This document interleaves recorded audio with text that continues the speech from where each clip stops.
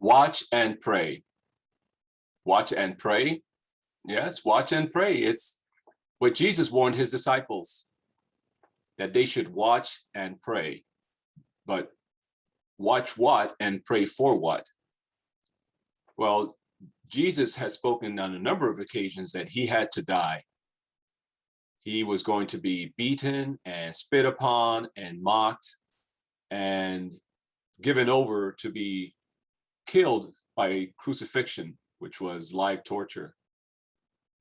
All for the sins of humanity, for all of us, all human beings, past, present, and future.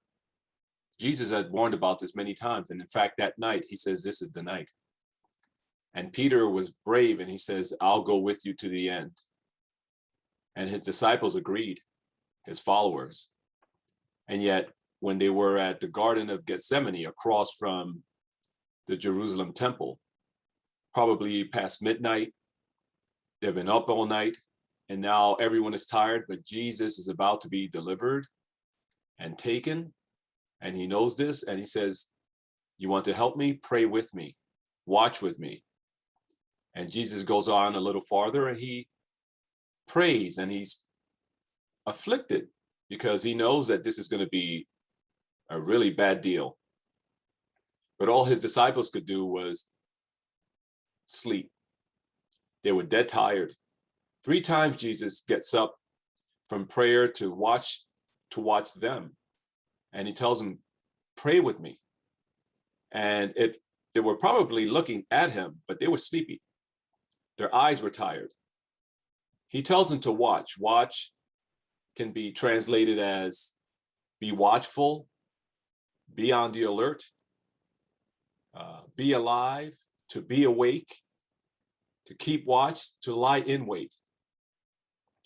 And in order to have that sense, you have to be looking, you have to be sensing, you have to be awake in every way. But it was more of a sort of omen as to what was going to happen later, and about temptation.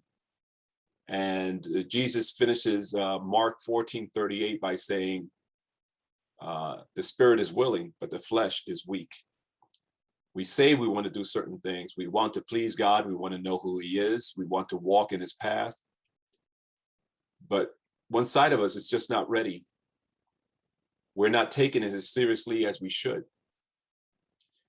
Another place in Matthew 6:13, in the Lord's Prayer, it ends by saying, and lead us not into temptation or testing. This appears to be the same here in Mark 14:38. In other words, watch and pray so that you do not fall. Don't fall victim to the problems and the testings and the trials that are coming up. So it just goes to show that you can warn people. Jesus warned his own disciples, and he told them what was going to happen. And he says it's going to happen tonight. And even with all that, they did not understand. They did not get it. It takes active listening. It takes active participation. It takes a study of God's word. It takes belief to truly understand what God is saying, what he's about to bring us through. And so Jesus was teaching them that in the midst of trial, you not only pray for yourself, you not only watch for yourself, but you're also watching and praying for others. Jesus said, help me pray with me. This is our task, to seek God in every way. But in order to do that, we have to be watching the times, the culture, the politics, the social media, what's happening with our own time on a day-to-day basis, and what it is that we're giving back to God. Are we just doing business as usual, or are we watching and praying? These are good words to follow and to pay attention to. And I would encourage you to be watching the times, be watching yourself and your life before God, and praying about the things that God has delivered you from and will deliver you from. God bless you, and live with a purpose.